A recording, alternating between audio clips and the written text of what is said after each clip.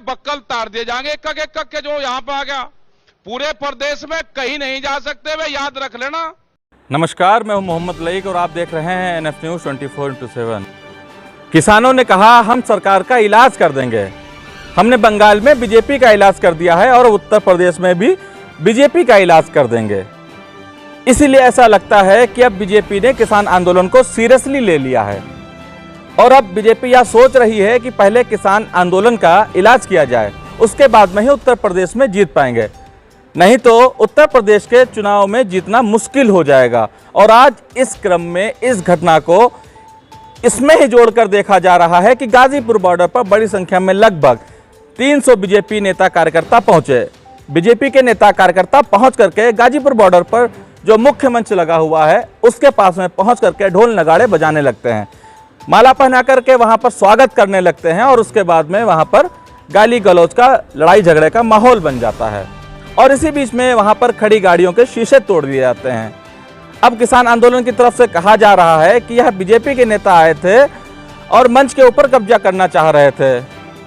वो चाह रहे थे कि मुख्य स्टेज पर कब्जा कर लें। और वहीं पर बीजेपी की तरफ से कहा जा रहा है कि किसान आंदोलन ने, किसान नेता राकेश टिकैत ने और उनके साथियों ने हमारी गाड़ियां तोड़ी, हमारी गाड़ियों के ऊपर हमला किया, लाठी डंडे तक भी चलाए। यह दोनों तरफ से कहा जा रहा है। आइए किसान नेता राकेश टिकैत जी को सुनते हैं। देखिए राकेश टिकैत जी ने क्या कुछ कहा। राकेश टिकैत निडर होकर खुले तौर पर कह रहे हैं कि बक्कल उतार दिया जाएगा और कहीं पर गांव देहात में घुसने नहीं देंगे। तुम यहां पर हमारे मंच पर कब्जा करना चाह रहे थे, यह राकेश टिकैत ने सीधे अपने अंदाज में कहा। आइए और कुछ दिखाते हैं कि राकेश टिकैत ने अपने अंदाज में क्या कुछ कहा। वहां जाकर अपने झंडे लगा के यहाँ स्वागत करेंगे, तो ऐसे कैसे? संयुक्त मोर्चे का मंच है, उस पर आके डलेबाजी करके, उस पर कब्जा करके और उस पर माला डलवाना चाह। अगर इतना ही शौक है तो भाई मोर्चे में आ जाओ शामिल। ऐसी बीमारी पार्टी में हो क्यों? लेकिन रोड तो सबकी है ना, आपने रोड तो मंच रोड पे बनाया हुआ है। अब वहां से अगर रोड पे मंच बनना तो वे रोड मंच पे आएंगे क्या? अगर आना है तो बीजेपी छोड़ कर आ जाओ, मंच पे स्वागत करेंगे उनका। लेकिन ये दिखाना कि हमने गाजीपुर का जो मंच है उस पर अपने झंडे लगा के कब्जा कर वहां स्वागत करा, उनके बक्कल तार दिए जाएंगे एक के जो यहाँ पे आ गया। पूरे प्रदेश में कहीं नहीं जा सकते वे, याद रख लेना।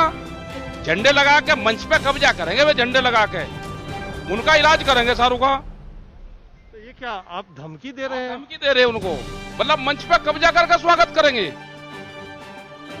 इसको रोड को ब्लॉक करें ऊपर से, वे फिर वहां को आएंगे ना सारे के सारे। पुलिस फोर्स की मौजूदगी में हुआ, पुलिस के लोग वहां पर थे, मंच पे कब्जा करना चाहते थे, झंडे लगा कर स्वागत करना चाहते थे, ये दिखाना चाहते थे कि गाजीपुर बॉर्डर पे हमने मंच पे कब्जा करके अपने लोगों का स्वागत करा। अगर मंच इतना प्यारा है तो इसमें शामिल हो जाओ ना, ऐसी बीमारी पार्टी में हो क्यों? बड़ा सवाल यह है कि अचानक से 7 महीने से प्रदर्शन चल रहा है। 7 महीने तक कोई बीजेपी का नेता कार्यकर्ता हुजूम लेकर नहीं पहुंचा था, लेकिन आज जो ये घटना हुई है, इस तरीके की घटना कभी नहीं हुई थी कि कोई वहां पर पहुंच करके अपना खुद का स्वागत करवाना चाहे, अपने वहां पर ढोल नगाड़े बजवाना चाहे, अपनी खुद की नारेबाजी वहां पर करवाना चाहे। इस तरीके की कोई घटना नहीं हुई थी। 7 महीने बीत चुके हैं, लेकिन अभी यह घटना होना, इसके पीछे की क्रोनोलॉजी क्या है? आप कुछ बीजेपी के छुटभइयों को सुनिए और उनकी भाषा को सुनिए। क्या आपको लग रहा है कि ये नेता हैं? भाड़े पर बुलाए गए लोग हैं। उनके चेहरों को आप देखिए, उनकी भाषा को देखिए और किस तरह से ये लोग जो हैं वो कह रहे हैं कि वह राकेश टिकैत खुद आया था। यानी राकेश टिकैत एक बड़ा इंसान है, बड़ा व्यक्ति है। ठीक है, आपके साथ में आपकी विचारधारा मेल नहीं खाती है, लेकिन जिस उम्र के तुम हो, अगर राकेश टिकैत की उम्र के हिसाब से तुम्हारी तुलना की जाए तो राकेश टिकैत जी तो तुम्हारे दादा पिताजी के उम्र के हैं। कम से कम आप उनके लिए कैसे शब्दों का प्रयोग कर रहे हैं, एक बार देखें जरा कि यह क्या बीजेपी के नेता हैं या कोई आम नागरिक हैं कि भाड़े पर बुलाए गए लोग? कौन है जरा यह लोग? क्या हुआ था? हम गाड़ी वहाँ स्वागत कर रहे थे, कहाँ पे? टिकैत आया ड्यूटी गेट पे, टिकैत आया अपने साथ अपने आदमियों को लेके, हथियार लेके, वर्षा लेके, लोहे के डंडे सारे से लेके सब गाड़ी फोड़ दी, सब कुछ आदमियों को हमारा नहीं किया। कम से कम 70-80 गाड़ी फोड़ी है। महिलाओं को भी चोट लगी है, महिलाओं को चोट लगी है, आम जो बाइक की गाड़ी थी उनको चोट आई है, फर से सामना करना फरसा मारा गया। ये किसान नहीं हो सकते, ये बदमाश है, लोहे का निशान है। लोहे का मांग है, आपकी मांग क्या है? मांग हमारी मांग ये है कि इसके खिलाफ सख्त से सख्त कार्रवाई हो, इनके खिलाफ कार्रवाई। वहाँ पे खुद राकेश टिकैत था, राकेश टिकैत ने जानने हमला किया, हटा देना चाहिए, भगा देना चाहिए वहाँ से, क्योंकि वो राकेश टिकैत किसान नहीं है, वो बदमाश है। इस तरह की बदमाश। ऐसा लग रहा है कि किसान आंदोलन के लिए आज जो घटना हुई यह क्रोनोलॉजी का हिस्सा है। कौन सी क्रोनोलॉजी? वह क्रोनोलॉजी जो शाहीन बाग में हुई। शाहीन बाग में क्या हुआ? शाहीन बाग में आपको याद होना चाहिए, कपिल गुर्जर एक लड़का जो शाहीन बाग में पहुंचता है और शाहीन बाग में पहुंच करके गोली चलाता है। गोली चला करके कहता है इस रोड को हम खाली करवा के रहेंगे।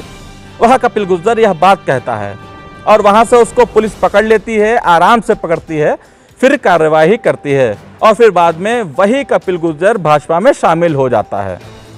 एक और लड़के को याद कीजिए, राम भक्त, नाम से राम भक्त, और वो जेएनयू के अंदर पहुंच गया था और जेएनयू में भी सड़क के ऊपर धरना चल रहा था। जेएनयू मेन गेट के बाहर वहां पर इसने पुलिस की मौजूदगी में, बड़ी संख्या में पुलिस बल वहां पर मौजूद था, लेकिन पुलिस की मौजूदगी में गोली चलाने का काम किया।